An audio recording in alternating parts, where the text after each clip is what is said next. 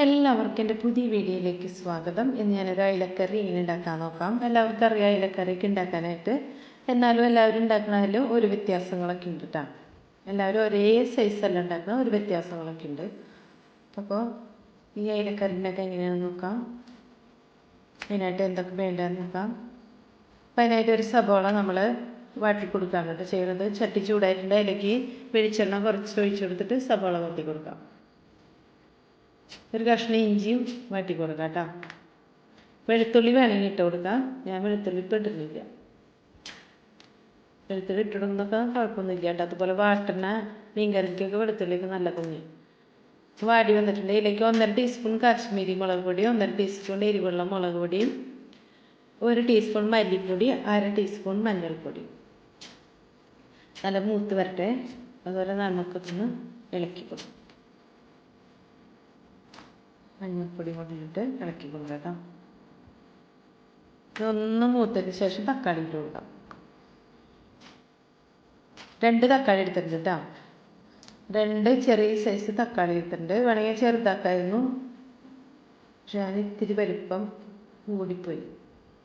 മൂടി വെച്ച് കഴിഞ്ഞാൽ പെട്ടെന്ന് തക്കാളി വെന്ത് കിട്ടും. അപ്പോൾ ഇതായിട്ടുണ്ട്. നമുക്കിത് എടുക്കാം കേട്ടോ.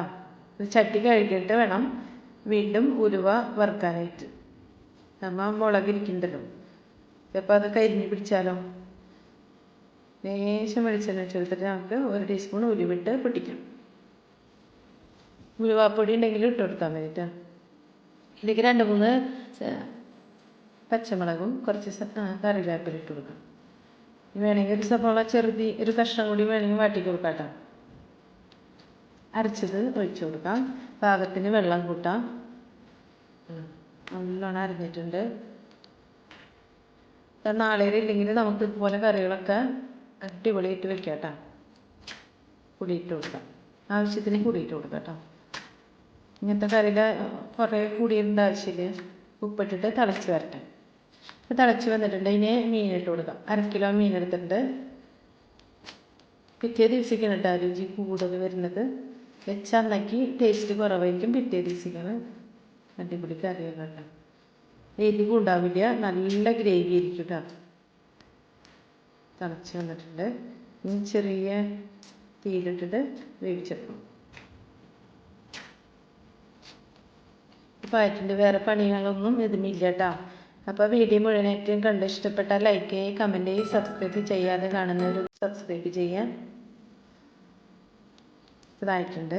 അടിപൊളി മീൻ കറിയാണ് കേട്ടോ. സൂപ്പർ മീൻ കറിയാണ്. അപ്പോൾ ഇങ്ങനെ വയ്ക്കാത്തവർ വെച്ച് നോക്കാം.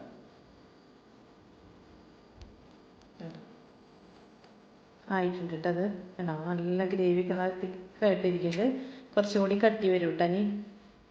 അപ്പോൾ പുതിയ വീഡിയോയുമായിട്ട് വീണ്ടും വരാം.